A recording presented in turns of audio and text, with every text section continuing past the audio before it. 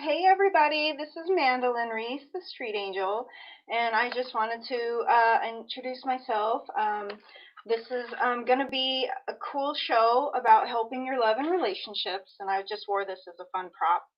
But anyway, so I am the Street Angel. I've been running around the country promoting kindness and positive messages, basically universal humanitarian, like positive messages. So, for an example, this is the one I usually put on the back of my wings. Nice and kind, and I make it colorful to draw the eye and get into people's like inner child and stuff like that. So, let me go ahead and tell you the purpose of the show. So I basically am collaborating with the Love Coach Academy, and the I've had 3 seasons of my Hollywood talk show in a legit studio over in Hollywood. And if you'd like to watch any of my old episodes, which are all aimed at helping others, basically you can just go to my website, thestreetangel.com, and go to my Hollywood talk show tab, and you can look at all my old episodes and watch them till your heart's content. So that is that. And so the purpose of the show is really to help everybody's relationships at this time. Mainly romantic partnerships, how to relate better and get along better, tips for getting through troubling times or arguments, or communication tools. Future guests I might introduce will be couples to share their advice on how to relate better, or if couples have a unique relationship dynamic that I wanted to talk to them about. So today's topic, I'm going to have a special guest, and his name is Paul Sterling. So he's an author of Argue Less, Love More book, and you can order that on a bunch of different places on like Amazon and Kindle. And he also has his website with the same name, Argue Less, Love More, which I can show that as well if you want to check that out. So, yeah, let me go ahead and bring in Paul, and then we are going to get started talking with him about everything, okay? One moment. Hello. Hi, Mandolyn. I was having glass envy. Your glasses. I was going like, what am I? So I Yeah, got out. I do have my magic wand. sweet. Let's see what's in there. Well, Oh, I like the sound. it's got lights. It's got action, and basically, what we're trying to do is create relationship magic. And so I wanted to really acknowledge and appreciate you and your courage, because it takes courage to be kind and compassionate in a world that doesn't always meet it with generosity. So I love what you're committed to creating here, and I love what Love Coach Academy is committed to creating. And it really is. It takes a lot to make. It takes a commitment to make relationships remarkable. Anything that's remarkable takes work. So Yeah, there you that's go. so. I wanted to ask, what would you say could be one of the number one killers of like relationships? Well, actually, here's the thing. There's an expression that says, all you need is love. They were wrong. I agree. You need a lot of Because, things for harmony. yeah, because there's so many relationships. Like, if it's a painful divorce or separation, the only thing that makes it painful is like we still loved each other, but didn't know how to get along.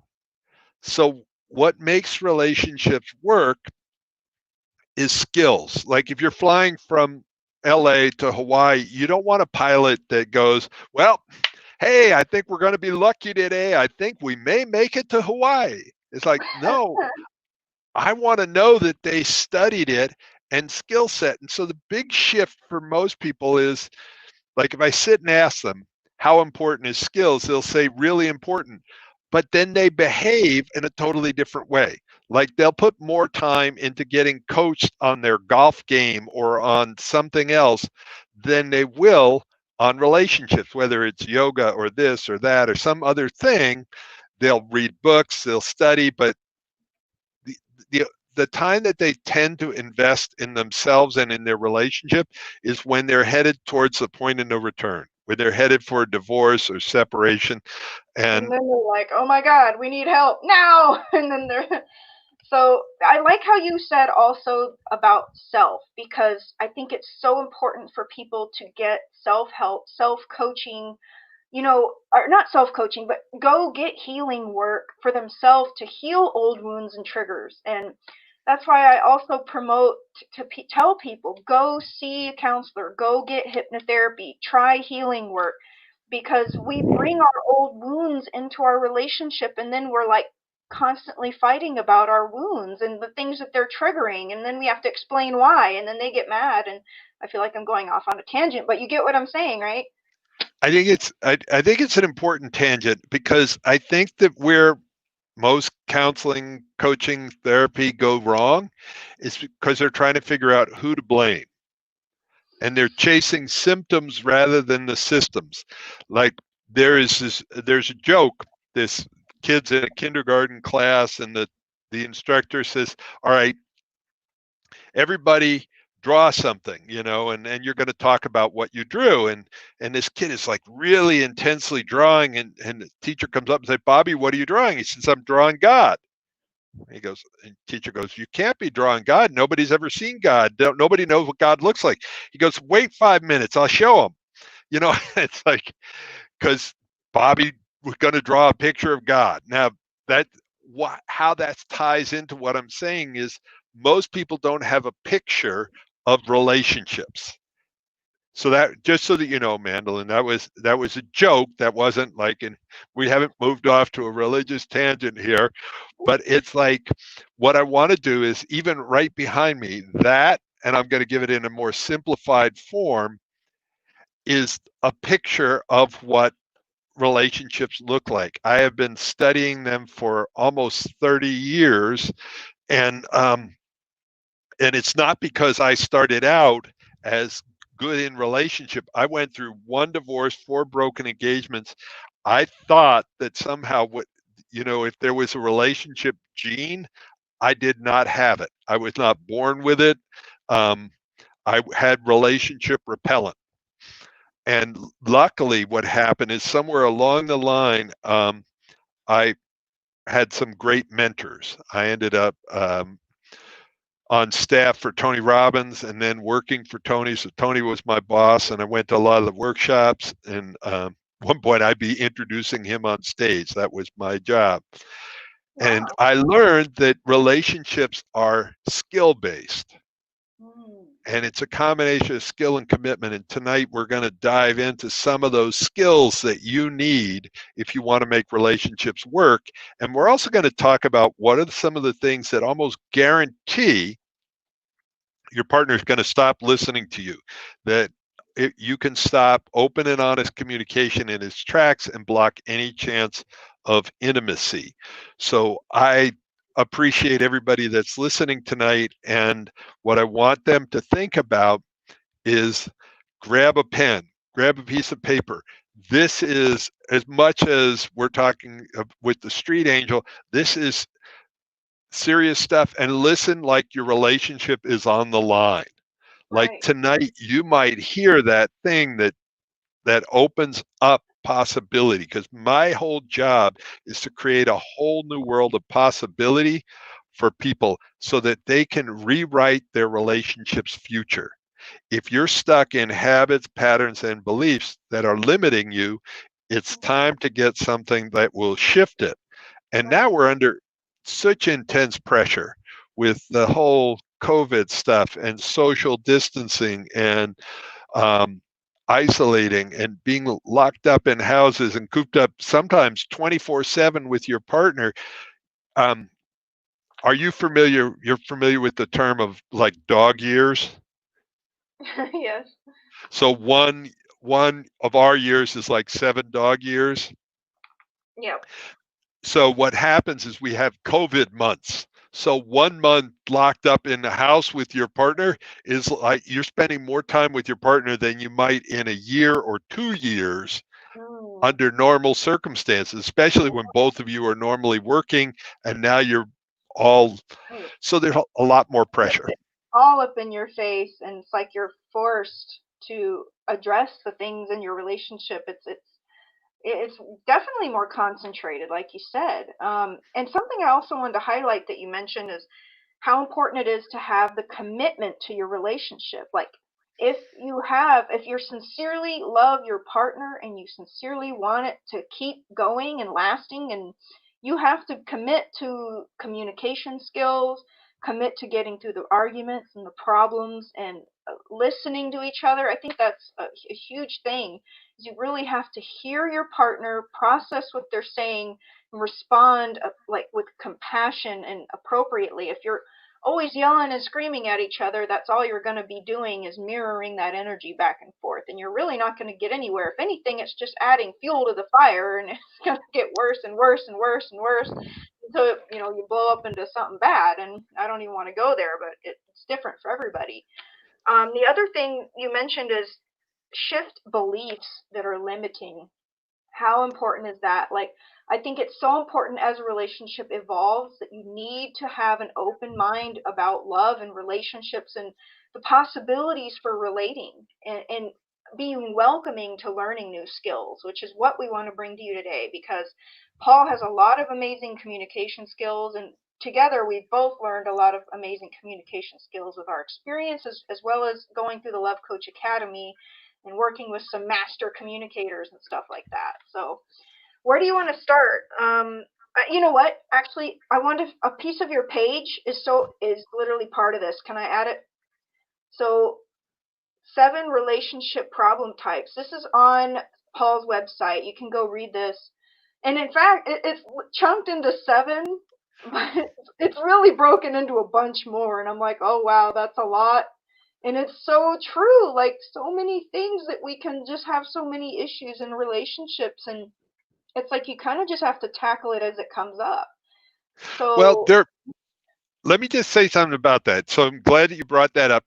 There are 7 things that cause most of the problems, and then there are 7 skills. So it's almost like thinking if I have a little bit of a background in carpentry. My dad was a builder and a designer, so we had power tools, and so what we're looking at is relationship power tools. So there's communication tools, there's getting your needs met, being able to notice, name, and negotiate needs, to be able to heal wounds and tame triggers. So there are 7, like on my website, you can go there, and actually, if people that argue less, love more, it's .net. I have both the websites. So the one that you're looking at right there is .net, not .com. So the banner across the bottom. I can fix that really quick, like. Because you is good with the technology. So it's taking it on. There we go. Thank you, everybody. You can check it out there. And if you look at it, issues resolved is the link. But what I want to do is I want to take something that feels really complex and simplify it. So these are the tools, and I want to put it in context.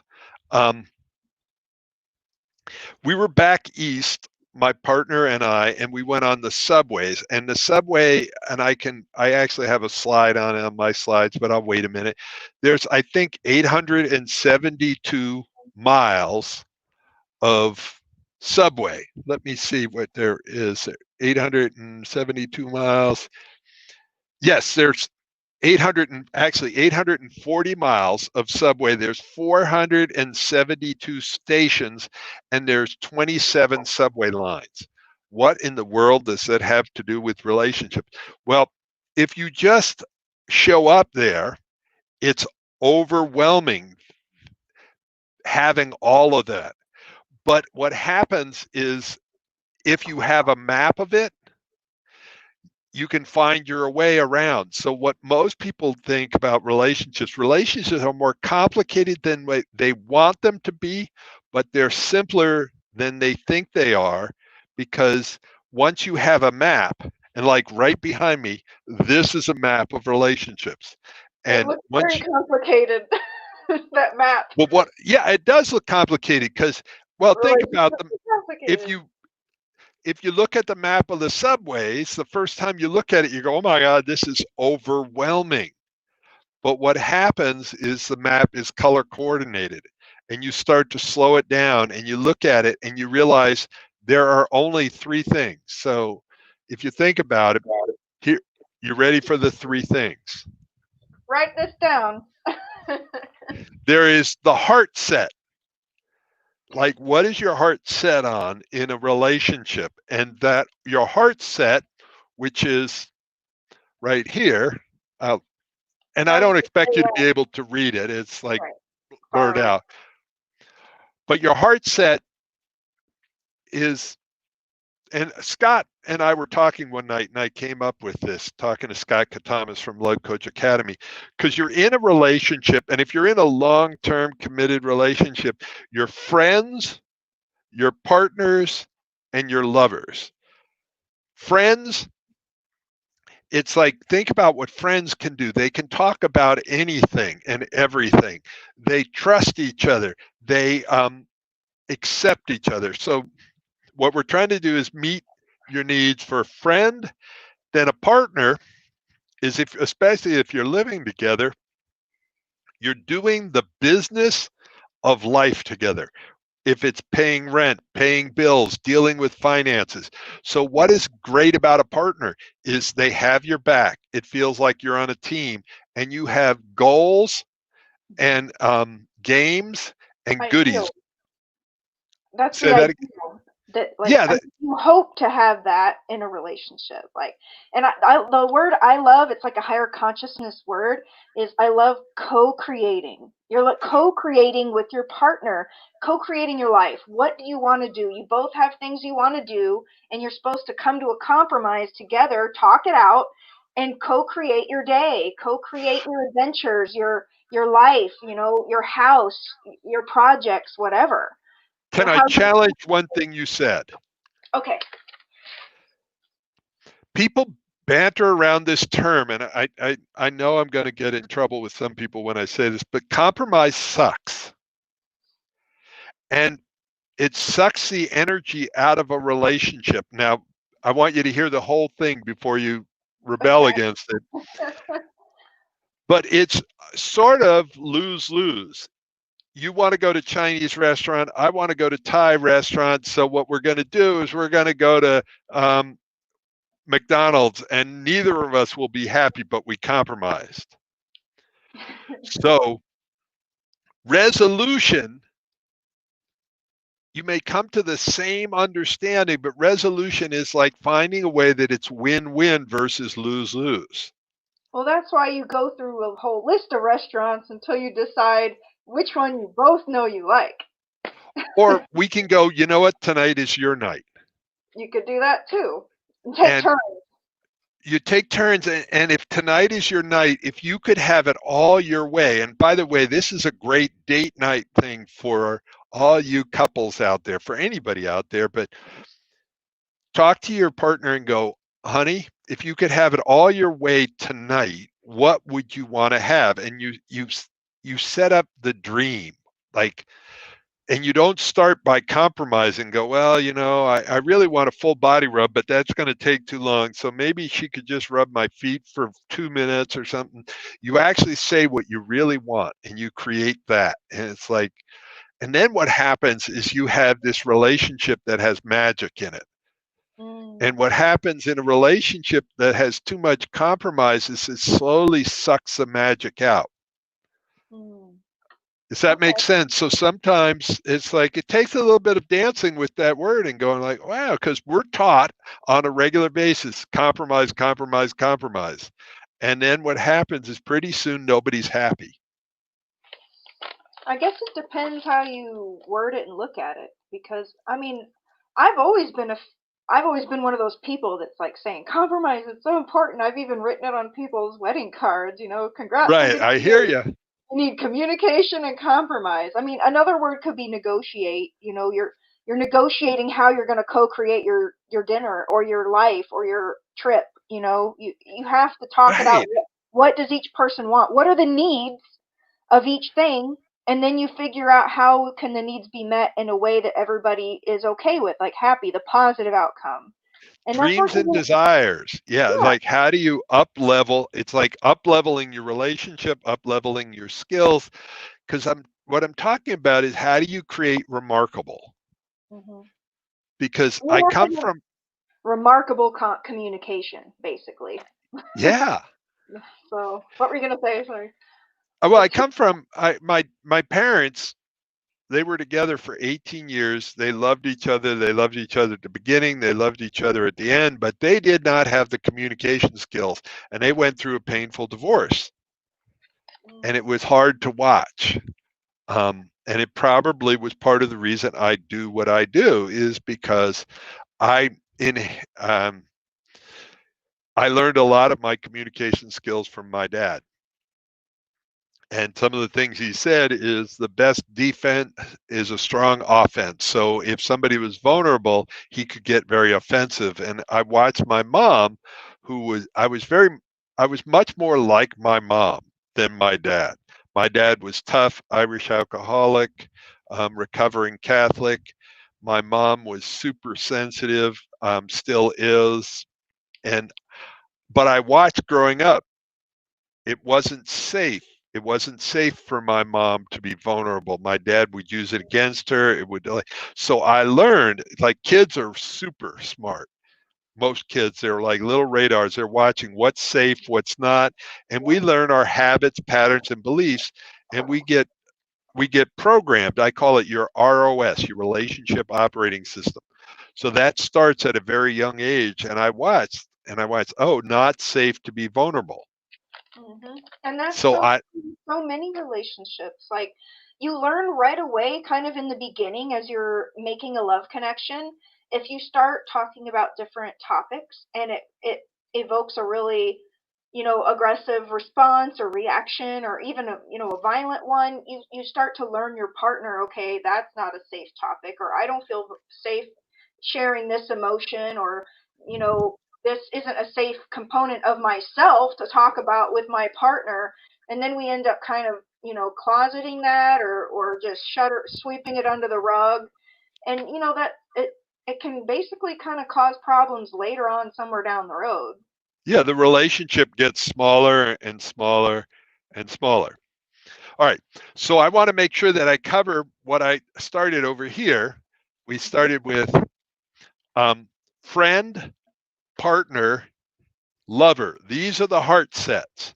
So friend, we talked about. Partner, we talked about. Lover is about um, intimacy, romance, and passion. And intimacy, I talk about intimacy, three different types of intimacy.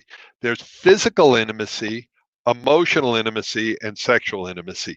And I separate the three of them out um, because, especially when you're dealing with, and I'll talk feminine, masculine versus men and women because I have a feminine side and a masculine side. You have a feminine side and a masculine side.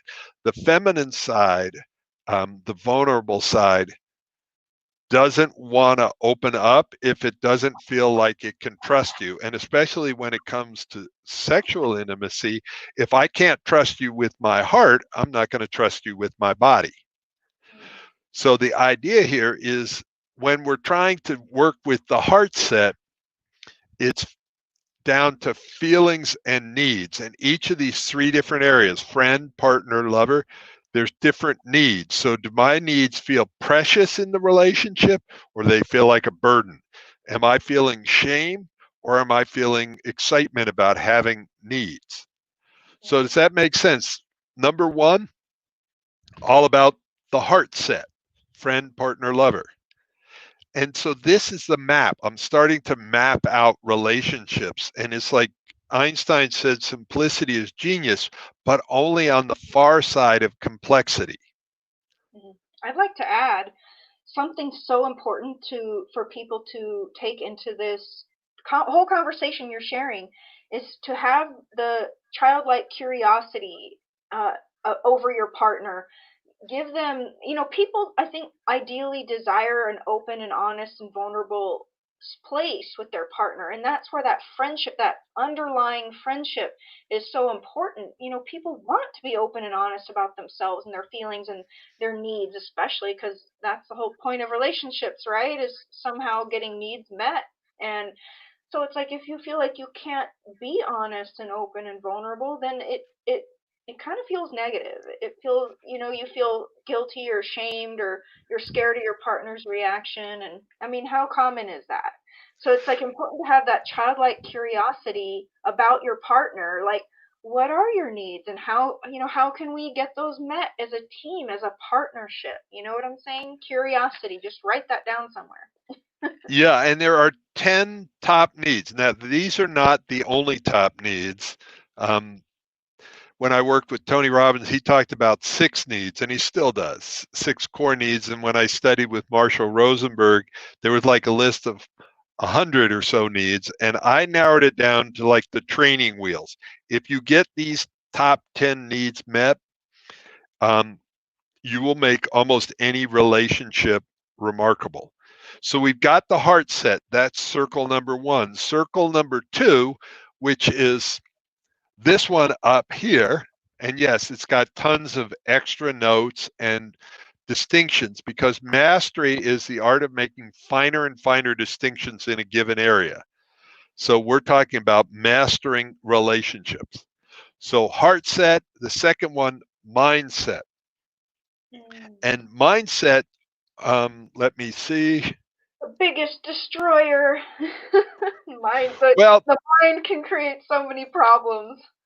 okay. So on this little phone, I have 158 or 156 different programs. There's, little apps, programs, and stuff like that. But I have one operating system.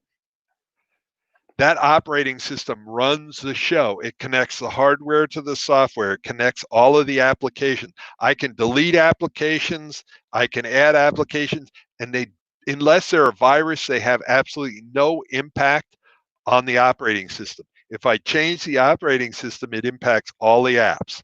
What in the world does that have to do with relationships? Well, we have what I call the relationship operating system, and it's made up of your habits, patterns, and beliefs. And that operating system connects the hardware to the software. It connects our feelings and needs to our body. It connects everything. So what is controlling whether or not we're supporting our relationship and doing habits and patterns and beliefs that support it, or sabotaging it, it depends on our ROS. So can I ask you a question? Yes. All right, I'm going to sell you something here. Are you ready to be sold? Maybe. Maybe. Go Good ahead. answer. I'm going to sell you. I'm going to sell you a program that was created by a 7-year-old about 30 some years ago, when she was hurt, upset, disappointed. This program is full of bugs, viruses, incompatibilities, and will make all of the most important decisions of your life, about finances, about relationships, about who you be with, who you not be with, when to break up your relationship. And it's all driven by the beliefs of a 7-year-old. How many of them would you like? None. I mean, that list sounded terrible. Who wants a virus and problems and, none? Well, see, the thing is, that's what most people have. They have not updated, upgraded. They have not gone in and discovered what's running the show and made a change, made it more what I call user friendly. What do you want? You want user friendly software. Why do I use? Most of the time I have Macs. I have an iPad here. I have a Macintosh Pro here. Why do I use Macs? Because for me, they seem more user friendly. And what we're trying to do is make our unconscious and our conscious user friendly, so that they support our relationship rather than sabotage it. Does that make sense? Oh, absolutely. And unless you go in and update the software, you've got a 7-year-old running the show. And the beliefs that we make up tend to be limiting. We see dad hit mom, or we see this or that, and and we go, wow, love equals pain. Vulnerability is dangerous. And well, that's I why domestic violence is kind of a generational problem, because the children witness it, and then the girls think, okay, we're okay to be hit, and the guys think it's okay to intimidate and hit, and that's gender actually doesn't really matter because it can go either direction or any gender, but that's typically the norm. But it is sad, and it's true, and that's why in the beginning of this show I promoted to tell people, seek out counseling, seek out therapy, healing, hypnotherapy, whatever is out there. Try to work on those deep wounds that came from your past, whether it's your childhood, number one, or past relationships. And I think jealousy is one of the number one killers. That was something I wanted to talk about in the beginning, was like jealousy. But I don't want to go off too far on a tangent, because I know you're on a roll with your board there, and I'm very intrigued. So Well, so if you look at, we're now in the ROS, and the ROS, relationship operating system, it's either supporting or sabotaging you. And so look at like habits. You have daily habits, and what habits, patterns, and beliefs are almost all of them are unconscious. I smoked years ago, believe it or not, probably 30 years ago, and it was unconscious. I'd be smoking a cigarette and not even know that I lit it. Like, it's just like a habit. You can drive to work um, and be unconscious almost the whole way. You can be talking on the phone, putting on makeup, shaving, eating breakfast, sipping coffee, and it's like you show up at work and go, how the hell did that happen? So what happens is we get stuck in routines versus rituals. Rituals are how to bring consciousness to a routine. You can turn taking a bath into a ritual from being a routine. You can have morning coffee become a ritual versus a routine. So it's how do you get out of your unconscious habits and create rituals that bring consciousness. The work that you do when you go out on the street and you reach out to people and you bring your angel signs, and what you're doing is you're bringing a sense of consciousness to people. Like on a daily basis, they can just go through a day and there you go. So there's the street angel. Be kind. Like, what a concept, it's so and it's like, simple, but not enough promotion in the world. yeah, if you're going to do something that makes a difference, and being kind makes a difference. And one of the things that it's like kind to kids, kind to animals, kind to nature, kind to each other.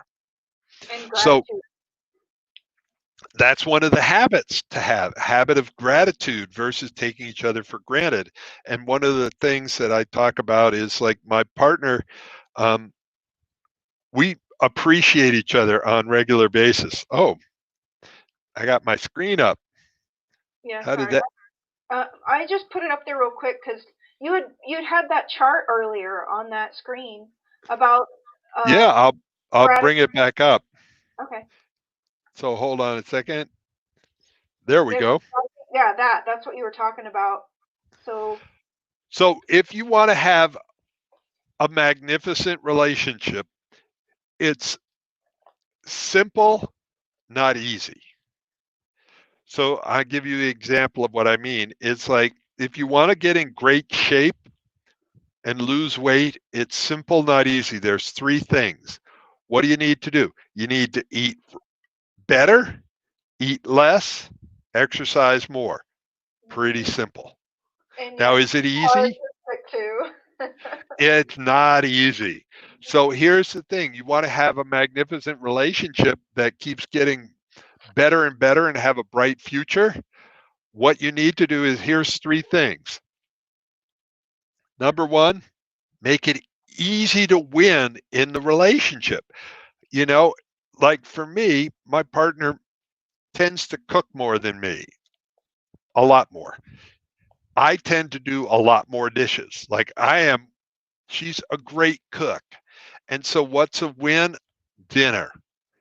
She cooks dinner, and like We celebrate it. I acknowledge it. I appreciate it. When I do the dishes, I'll go, honey, can you look at this counter, man? That counter is one clean counter.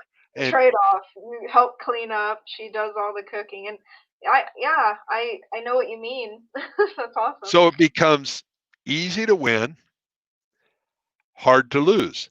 And in the beginning of a relationship, you think about it, your partner brings home a rock and you go like, oh my God, I'm going to share it with all my girlfriends. It's a rock.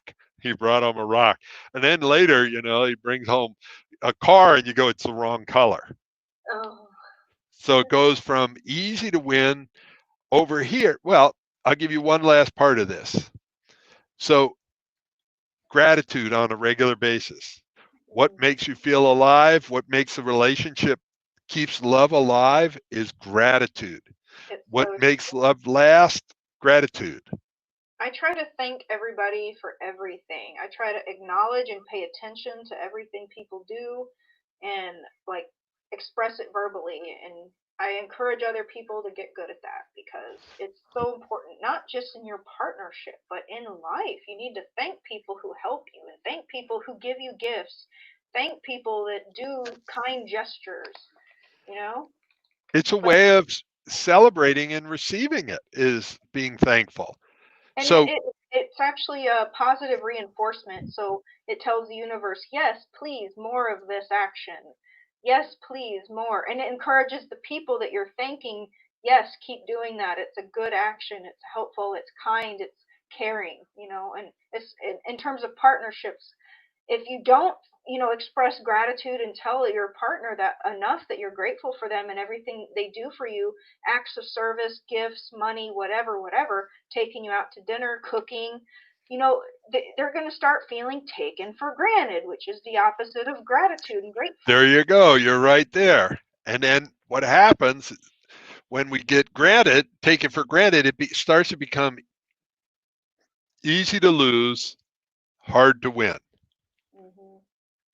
And it's like you look at people who have $1 million homes and all of the nicest cars and like tons of money and they're with beautiful people and all the rest of it, and they're not happy, they're miserable. Mm. Yeah. Because why? You'd think that all of those things would make them happy, but they start to take those things for granted and they take each other for granted, and it becomes easy to lose, hard to win. And this is something that's big picture and little picture. Do you appreciate yourself? Do you acknowledge yourself on a regular basis? Or do you make it hard to win and easy to lose when it comes to that? When I did my book, like this is me busting myself, it's like it became a bestseller on Amazon. It became for in 9 different areas. My publisher told me I need to say this every once in a while, but in 9 different areas, it was in the top 10. In 5 of those areas, it was number one, including in for counselors, for couples, and some part of my brain still said it wasn't enough. It wasn't a New York Times bestseller. So it's like I was making it hard for me to win with myself and not appreciating how courageous I needed to get to be to learn. I'm dyslexic. You know I'm grammatically impaired. This is an act of love. It really is. It took over 6 years to write a book that basically has small pages and only 111 of them. Like that's I don't know if you can. It's not a lot of writing, but it's powerful. There's not a lot of fluff in there. So the point though is it I have to consciously appreciate it and make it easier for me to win with myself. So good self-esteem is when you're grateful for being you and you make it easy to win and hard to lose in your life. Because listen, in life, you're always either too young, too old, too skinny, too fat, too tall, too short, too something.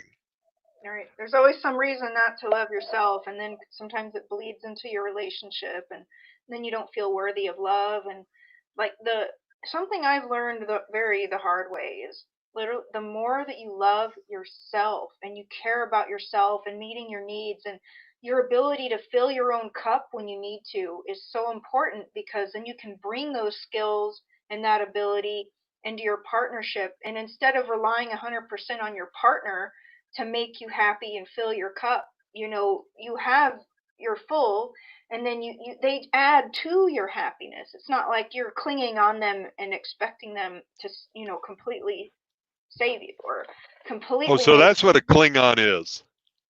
Well, it depends how you want to say it, but I'm just kidding.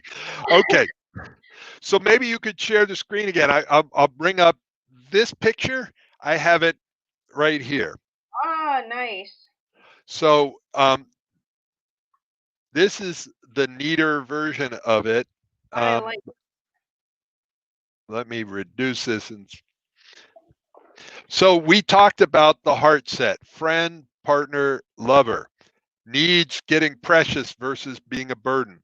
We talked about the mindset: your ROS, sabotage or support you. The habits, patterns, and beliefs. And we can bounce back to that later. But here is the third thing. So these three things fit together. It is your skill set. Now, there are tons of skills that you can learn around relationship, but there's only three jobs that they're supposed to do. This hopefully will simplify things. What are the three jobs? Job number one is how to clear up the past. Because do you know much about vitamins and bioavailability? Do you know anything about it? I haven't heard of bioavailability, but I mean I'm familiar with vitamins. Okay, bioavailability, if I'm correct, now I don't pretend to be a nutritionist, but I think bioavailability is how much of a particular vitamin you can absorb. So if you take a vitamin C, is it 50% available, 100% available? And then depending upon your body and what you take it with, it will depend on how much you absorb. So bioavailability is how available the vitamin is to your body. So I'm just speaking about it metaphorically. I'm not giving a nutritional class. So how that ties in here is how available are you in a relationship? How relationship available are you? And if you haven't cleared up the past, if you've still got resentment and wounds and triggers from the past, you might be only 20% available. Let me switch that over. Well, I gotta be honest with you. The past is something I struggle with just because. I mean, you can't really wipe your memories. They're there, and your partner can, inadvertently trigger you every day. You never know. I mean, you have to make them aware of things, especially really bad triggers. Like for instance, an ex was dating somebody who had been sexually assaulted, and certain movements would trigger her into that memory, and she'd freak out. So that's an extreme example, but it's a real example of how the past can bother you in the present, and you have to have negotiation and gentle compassion, empathy skills to deal with your partner's triggers, because you might not even know, especially in the beginning of a relationship as you're getting to know a partner, what their wounds and triggers are. But I don't know, how are you supposed to actually go and fix that, because your past is your past. It is what it is. It's there. You can't do anything about your memories, but you can just try to cope and deal with it in the present as they come up. All right, so you brought up a really key point. So I'm going to bring up, I teach by metaphor and parable. So this hand, I went over the handlebars of a mountain bike and I broke the fourth metacarpal. So the metacarpals are these bones that are like right in here that go. And this is a splint for that hand. So Oh. my hand would go right in there. So Mhm. for about 2 months, me and my splint were inseparable. And if anybody touched my hand, my reaction was disproportional to the amount that they touched it. They could touch it a tiny bit and it would be a big reaction. So that's when we know we're dealing with the past, is when there's a little trigger, big reaction. You said, someone who'd been sexually assaulted, little trigger, and then big reaction. So the thing is, here's my question for you. For 2 months, this was really important for my healing. It's been probably 2 years. If I was still wearing this now, would it be helpful? Would it be helping me? No. It actually becomes a hindrance. So I haven't forgot the memory of the broken hand, but I have healed it. Now, what happens is moving forward, I can either build a wall or I can build a boundary. Walls are when I don't think I can protect myself and I don't learn new skills, I've got to keep you away.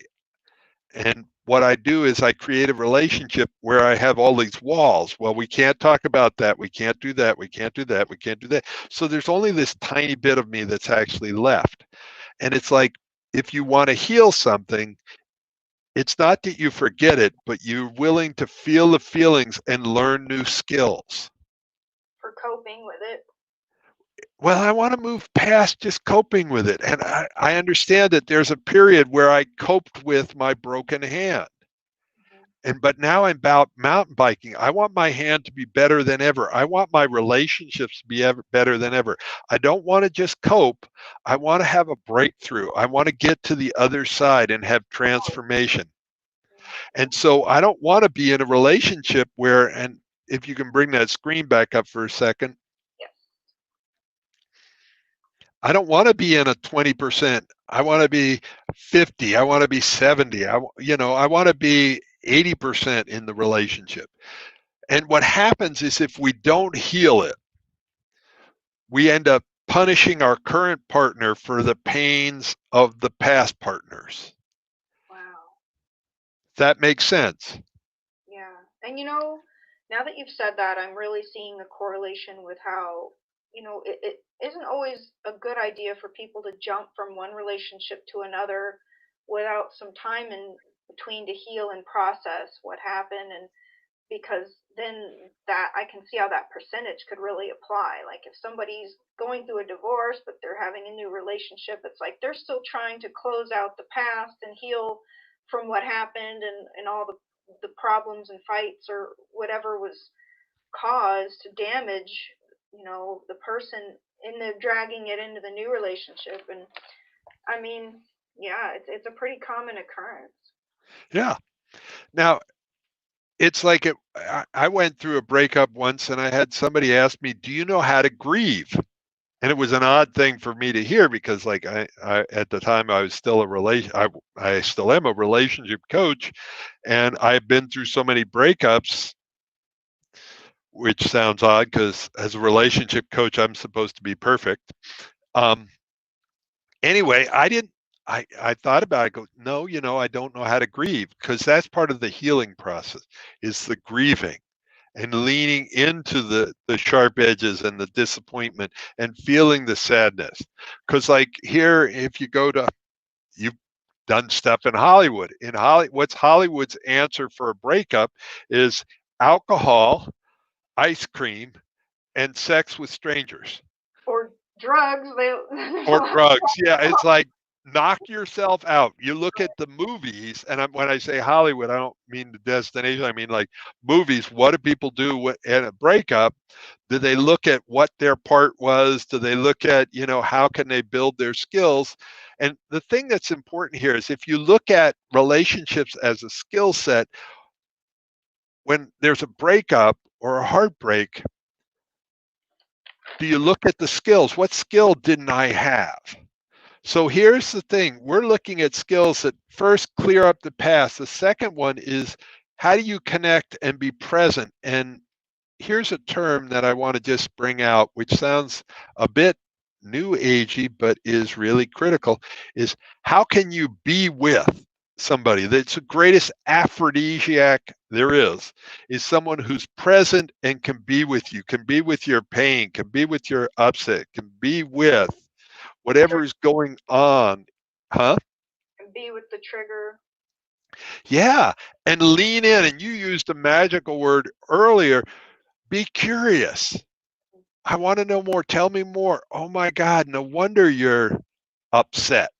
Rather than like coming, because there's three places we communicate from. We communicate from our head, which is the logical mind. We communicate from our heart. Mm-hmm. We communicate from our hurt, The reptile brain. the reptile brain. And the thing is, like, if we're communicating from our head, which you can leave me on this slide, but when our head, we're talking about logic and reason. And if you're crying and I'm going like, no, you shouldn't cry. It's not logical for you to cry. Does that feel like really? So these are three different languages. The language of the head is facts, figures, logic. So knowledge is key. When you're communicating from your heart, it's all about feelings, emotions, connection. Vulnerability is key. Now, seeing when you're communicating from your head, vulnerability equals what? Weakness. Danger. It's You don't feel danger. safe. It's something you don't know because Like out if there, partners, I have to add to that previous screen that you were talking about, to be with your partner. It really, some people are in very stressful, scary relationships, and you might have a tolerance level of how much you can take. And in Love Coach Academy, they teach, yellow light, red light. If you feel your partner being triggered, getting upset, building up into an argument, you try to say yellow light to calm down, connect, talk about it, come from compassion and empathy, get into the frontal lobe of the brain where you can just try to speak with higher consciousness. But if it's escalating into a dangerous situation or a physical situation, then you need to get, red light and get out of there, take space. I just had to well, throw that. let me just show you what, or let me show them because you just explained it. Here's, I'm calling this the normal line. So that's normal. Right. And when I'm talking about normal, I'm talking about your nervous system is at the normal place here. All right. Then we have the first jump up is alert. And so this would be down here. I should have done it in green. That's your green light. Life is good. Mm-hmm. Up the next level up, alert is sort of your yellow light. Mm-hmm. Now it goes, alert is when you start to, you're laying in bed at night and you hear somebody's footstep in the other room or you hear the floor squeak. You go to, your consciousness all of a sudden goes, there could be danger here. The next level up after alert is alarm. Like, do I need to take action? Something going on? And then the third level up, and that's where you sort of, well, is attack. And this is where the reptile brain is looking for who's the enemy, where's the danger, how do I attack? And this is where, when people are triggered at that level, it's dangerous to be around them. You need to catch it early on, yellow light, red light, before it gets to attack. There's And like that's what, waves of that because I mean, some people it's just a verbal attack. They just start, spewing out crap on each other and making each other feel bad, criticism, and that can mhm. be as far as it goes. But if it gets worse, or if you're in a situation with abuse, then that is a whole nother level that you need to get help to get out of that situation. I don't think anybody deserves to be abused, and they should get out of partnerships where they're experiencing mental, emotional, physical, sexual abuse. Like there's all kinds of people that can help support that. I just had to Yeah. put that out there.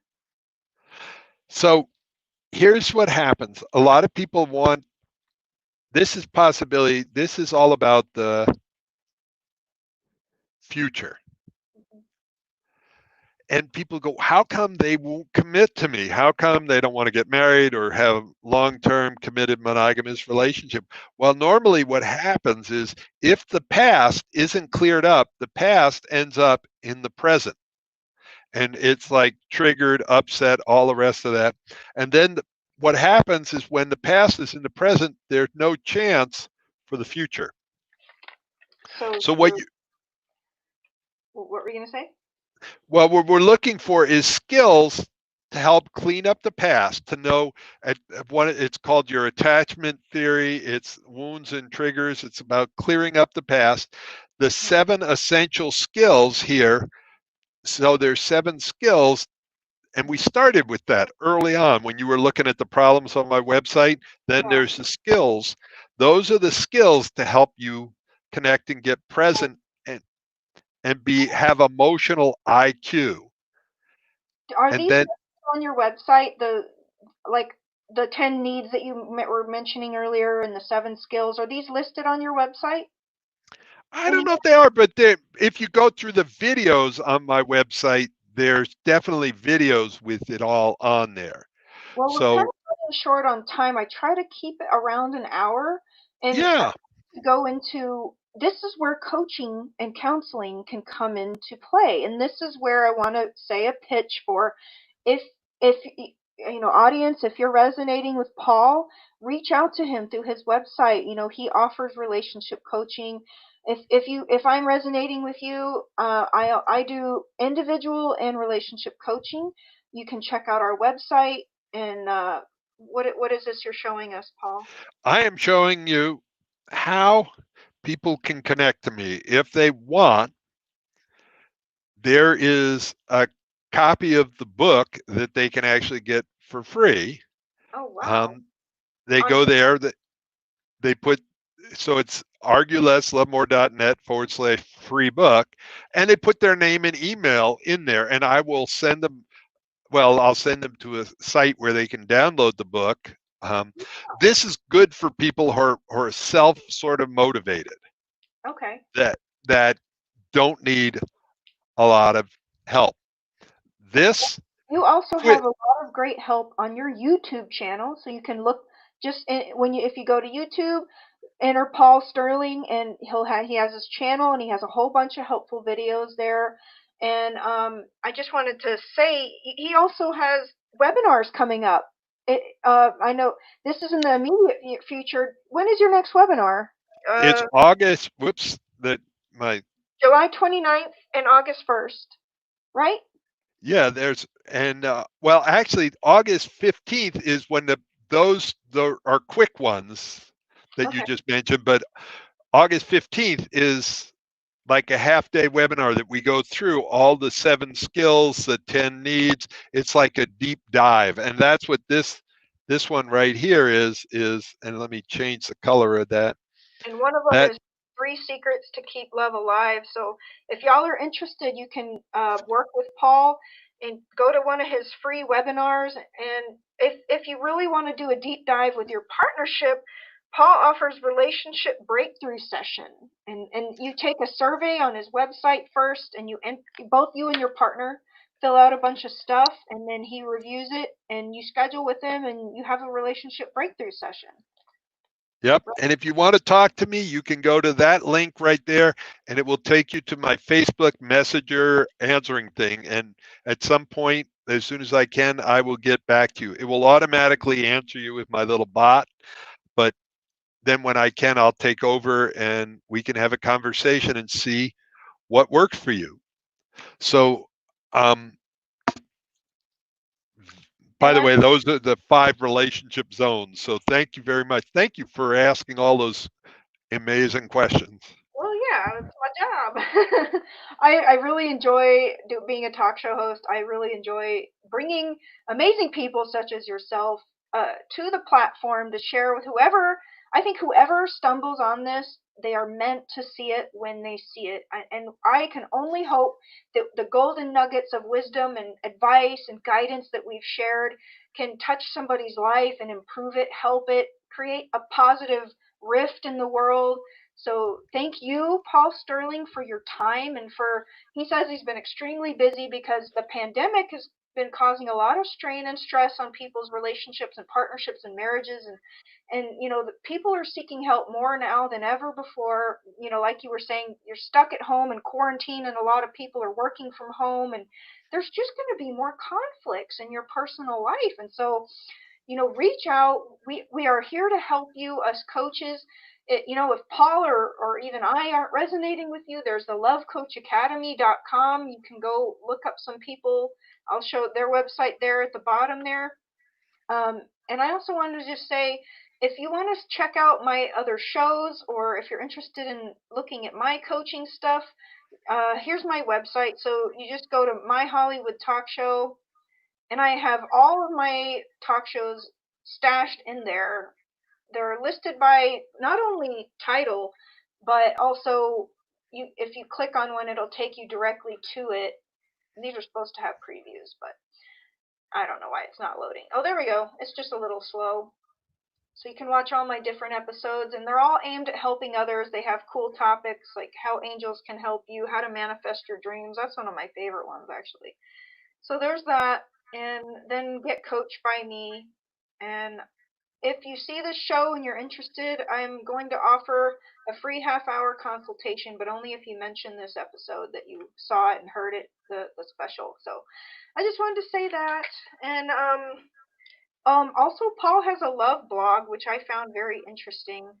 I'm just going to remove my website really quick, but you have some cool articles that I was reading on, and you're just really fascinating. It was cool to actually research you for this talk show and see what you had to offer, and a lot of it really resonated with me, and I learned a few new things as well just looking at your stuff. So I think your life work is on relationships is really beneficial and great, and thank you for offering it to the world in all the ways that you do.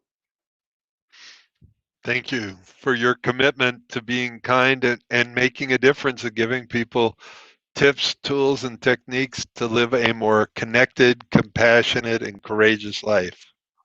Thank you. Appreciate it. If you would like to donate to the Street Angel Mission or the talk show, you can do so on my website if this show helped you.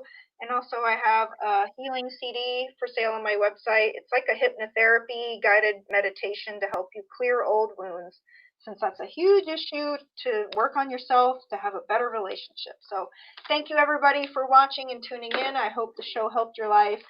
Again, thank you to Paul and the Love Coach Academy. God bless everybody and have an amazing night. Bye-bye.